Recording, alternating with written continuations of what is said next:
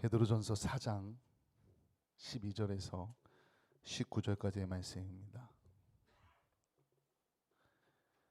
제가 봉독합니다. 베드로전서 4장 12절에서 19절. 사랑하는 자들아, 너희를 연단하려고 오는 불시험을 이상한 일 당하는 것 같이 이상히 여기지 말고 오히려 너희가 그리스도의 고난에 참여하는 것으로 즐거워하라. 이는 그의 영광을 나타내실 때에 너희로 즐거워하고 기뻐하게 하려 함이라. 너희가 그리스도의 이름으로 치욕을 당하며 복 있는 자로다. 영광의 영 곧 하나님의 영이 너희 위에 계심이라. 너희 중에 누구든지 살인이나 도둑질이나 악행이나 남의 일을 간섭하는 자로 고난을 받지 말려니와 만일 그리스도인으로 고난을 받으면 부끄러워하지 말고 도리어 그 이름으로 하나님께 영광을 돌리라. 하나님의 집에서 심판을 시작할 때가 되었나니 만일 우리에게 먼저 하면 하나님의 복음을 순종하지 아니하는 자들의 그 마지막은 어떠하며 또 의인이 겨우 구원을 받으면 경건하지 아니한 자와 죄인은 어디에 서리요. 그러므로 하나님의 뜻대로 고난을 받는 자들은 또한 선을 행하는 가운데에 그 영혼을 미쁘신 창조주께 의탁할지어다. 아멘. 할렐루야. 아멘.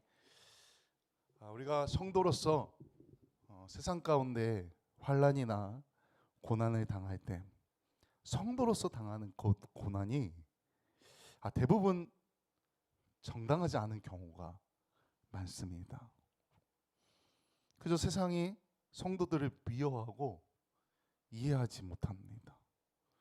이 성도들을 이상하게 여기고 그냥 두면 되는데 미워하고 거부하고 공격당합니다. 그러니까 사실 우리가 인간적인 생각으로 가지면은 납득하지 못하는, 이해하지 못하는 경우가 있다는 겁니다. 그래서 우리가 그런 때론 공격을 당하면은 아니 왜 나한테 이런 일이 일어나지? 이 정도로 끝나면 안 됩니다. 왜 나에게 이런 고난이 오는지 이해해야 합니다. 그리고 또한 그 고난이 주는 유익을 우리가 분명하게 알아야 합니다. 그리고 베드로는 오늘 말씀에서 그 고난을 이길 수 있고 그리고 그 고난은 유익하다라고 말합니다. 그리고 그 고난에도 기뻐할 수 있음을 말하고 있습니다. 베드로는 이 고난을 고난이라고 말하지 않고 연단이라고 표현하면서 말합니다. 12절입니다. 사랑하는 자들아, 너희를 연단하려고 오는 그 불시험을 이상한 일 당하는 것 같이 이상히 여기지 말고, 우리에게 고난이 올 때 그 고난을 이상하게 여기지 말고 그것은 우리를 연단하기 위해 오는 것이다. 우리를 더 단련시키고 우리를 성장시키기 위해 오는 것이다라는 것입니다. 사실 환란이 오면, 어떤 환란이 우리에게 왔을 때 우리가 그것에 대해서 할 수 있는 게 없습니다. 우리가 뭘 한다고 쉽게 해결되거나 없어지거나 하는 게 아니라는 겁니다. 그것을 견뎌내야 됩니다. 고난이라는 건 그냥 견뎌내야 하는 겁니다. 인내해야 하는 겁니다. 그런데 왜 이걸 연단이라고 표현하냐면은 이거를 인내하고 이겨내면은, 포기하지 않고 이겨내면은 우리를 더 강하게 해주기 때문에 그렇습니다. 우리가 성도로서 가져야 될 그 능력이 더 강해진다는 겁니다. 이 연단이 우리의 마음과 우리의 삶을 더 강하게 단단하게 해준다는 것입니다. 그리고 이 연단을 통해서 성도는 성장합니다. 그리고 우리가 성장하면은 성장한 만큼 하나님께서 또 새로운 소명을 우리에게 주신다는 것입니다. 새로운 소망을 주신다는 것입니다. 우리에게 고난이 찾아왔다면은 이거는 하나님께서 나에게 새롭게 주시는 소망이 있구나, 이것을 발견해야 한다는 겁니다. 고난을 통해 성장하고 연단되어져서 성장하면은 다시 하나님께서 우리에게 더 크고 새로운 소명을, 부르심을 주신다는 것입니다. 하나님께서는 성도가 받는 고난이 소망으로 이어지는 삶을 기뻐하십니다. 고난이 왔으면 고난 때문에 힘들어하고 끝나는 게 아니라 고난이 있을 때 성장하고 그것을 통해 하나님께서 주시는 꿈과 비전을 갖게 된다는 겁니다. 성경은 우리를 향한 하나님의 계획과 하나님의 뜻이 있음을 알려줍니다. 그리고 모두가 우리 모두가 각자 심판자이신 하나님 앞으로 나아갈 때 우리가 받은 연단과 그 고난의 결과물을 가지고 또 새롭게 주신 그 소망의 결과물을 가지고 하나님께 나아가게 된다고 오늘 말씀을 통해 우리에게 알려주고 있습니다. 시험을 참고 이긴 성도들에게는 면류관이, 생명의 면류관이 주어집니다. 하지만 게으르고 밀어내서 주님의 뜻을 분별하지 못하면 결국은 책망만이 있을 것이라는 겁니다. 마태복음 5장에 보면 예수님께서 제자들에게 말씀하시기를 세상이 너희를 욕하고 박해하고 악한 말을 할 것이라 말씀하십니다. 제자들에게 말하기를 세상이 너희들을 욕할 거라고 한다는 겁니다. 근데 뭐라고 말하면 예수님께서는 이것을 복이라고 말씀하십니다. 세상이 우리를 욕하는데, 우리를 괴롭히는데 이게 복이라고 말합니다. 심지어는 그것으로 인해 기뻐하고 즐거워하라고 예수님께서 말씀하십니다. 우리가 세상 가운데 살아가면 성도라는 이유 하나 때문에, 신앙 때문에 너무 견디기 힘들 때가 있습니다. 모욕을 받을 수도 있습니다. 하지만 예수님 때문에 받는 모욕은 내가 지금 주님과 동행하고 있구나라는 증거가 됩니다. 아, 주님이 지금 나와 함께 하시구나라는 증거가 된다는 겁니다. 오히려 고난이 하나님의 임재하심의 증거가 된다는 것입니다. 하나님의 영이 나와 함께 하신다는, 성령님이 나와 함께 하신다는 분명한 증거라는 것입니다. 아멘. 베드로는 세상에서 신앙을 추구하다가 받는 고난에 관해서 권면하다가 이 잘못된 고난, 자칫 혼동할 수 있는 이 고난, 다른 종류의 고난에 대해서도 설명합니다. 그건 악행으로 인한 고난입니다. 성도가 저지른 악행으로 인한 고난. 15절 말씀입니다. 너희 중에 누구든지 살인이나 도둑질이나 악행이나 남의 일을 간섭하는 자로 고난을 받지 말려니와. 성도로서 나쁜 일을 행하다가 고난받지 말라는 겁니다. 성경은 하나님의 백성에게 신앙만큼 고결한 삶의 수준을 요구합니다. 그러니까 사실 성도에게는 우리가 생각하는 것 이상의 높은 도덕적 가치를 요구한다는 겁니다. 그러니까 성도로 살아가는 게 힘듭니다. 그래서 앞서 읽었던 베드로전서 1장 16절에서 이렇게 말합니다. 기록되었으되 내가 거룩하니 너희도 거룩할지어다 하셨느니라. 아멘. 하나님께서 내가 거룩하니 너희도 거룩해야 된다는 겁니다.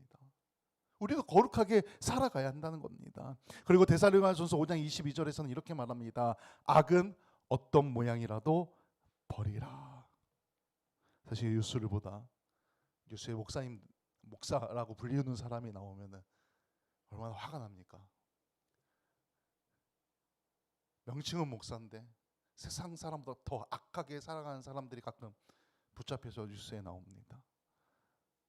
장로라고 말하는데 사기꾼이 너무나 많습니다. 도대체 누가 장로의 직분을 준 건지.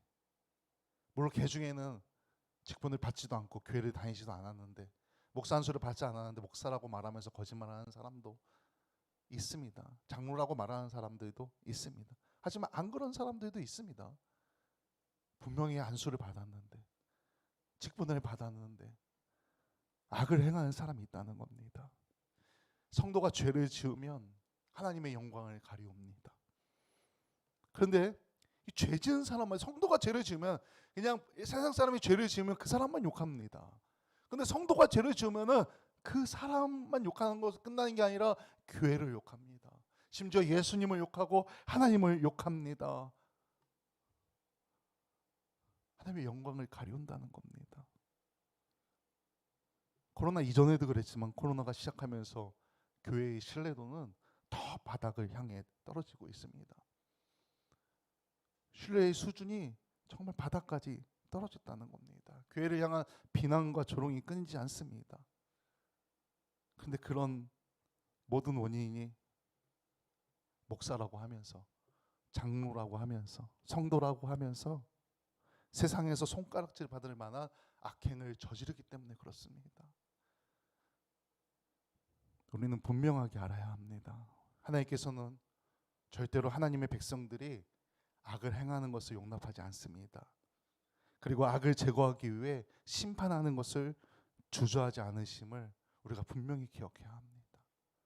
분노하십니다. 하나님께서 진노하십니다. 우리 출애굽기 말씀을 오전에 읽고 있지만 출애굽기에서도 보면은 이스라엘 백성들이 범죄하고 우상을 섬기면은 하나님께서 진노하시고 심판하시려 하지 않습니까?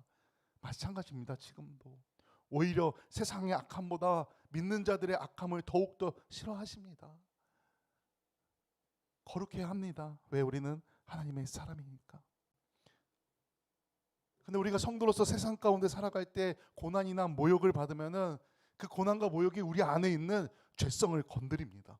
자극시킵니다. 막 반응하게 만듭니다. 우리 마음 가운데는 사람이기 때문에 고난을 피하고 싶습니다. 싫어합니다. 고통을 피하고 싶습니다. 때로는 악으로 대갖고 싶은 마음이 저한테도 있습니다. 누구에게나 다 있습니다. 저도 목사지만 제 안에도 있습니다. 그런데 베드로는 그 반응이 당연한 거다. 어쩌면 당연하다. 하지만 버려야 한다라고 말합니다. 16절 말씀입니다. 만일 그리스도인으로 고난을 받으면 부끄러워하지 말고 도리어 그 이름으로 하나님께 영광을 돌리라. 나는 잘못한 게 없는데 성도라는 이유 하나 때문에 고난을 당하고 부끄러움을 겪으면은 그로 인해 대갚으려 하지 말고 오히려 그로 인해 하나님께 영광을 돌리라고 합니다. 오히려 그것이 은혜이고 유익이라는 겁니다. 그것을 통해 성장하고 새로운 소명을 주신다는 것입니다. 기회 삼아서 고난을 기회 삼아 오히려 하나님께 영광 돌리라는 것입니다.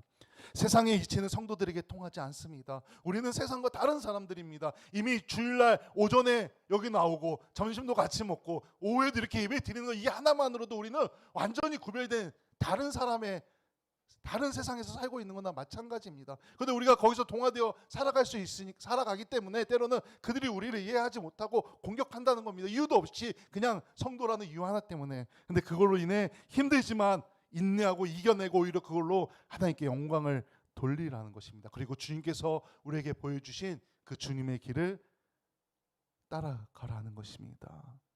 사람은 누구나 힘든 걸 싫어합니다. 아픈 걸 싫어합니다. 조롱받는 걸 싫어합니다. 당연합니다. 그럼에도 우리는 성도기 때문에 예수님께서 가신 그 길을 따라가야 합니다. 우리는 예수 그리스도를 섬기는 그리스도인들이기 때문입니다.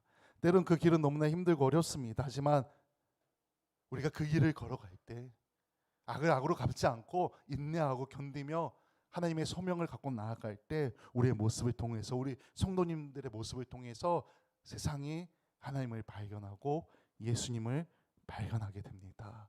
그로 인해 복음의 열매가 맺어지길 소망합니다. 아멘. 우리의 모습을 통해 그렇게 복음이 드러날 때, 예수님께서 드러날 때 그때 선포하십시오. 예수는 그리스도입니다. 교회 나오세요. 우리 함께 예배합시다. 하나님을 믿어봅시다. 예수님을 믿어봅시다. 그때 얘기하는 겁니다. 인내하여서 세상이 우리를 통해 하나님을 발견할 때, 예수님을 발견할 때 그때 복음을 선포하는 것입니다. 오늘 예배하는 우리 성도님들 삶 가운데 분명히 있을 수 있습니다. 저도 있습니다. 때로는 목사와 목사 사이에도 그런 일들이 있습니다. 그래도 인내해야 합니다. 세상 사람들도 때로는 인내하면서 살아갑니다. 오히려 그리스도인들보다 더 인내하면서 참고 견디는 사람들도 있습니다.